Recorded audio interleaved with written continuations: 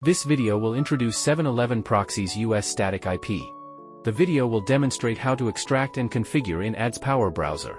We enter the dedicated static residential page. Many countries are available for selection, allowing us to purchase according to our needs. After making your selection, click Order Now. You can see that there are many payment methods.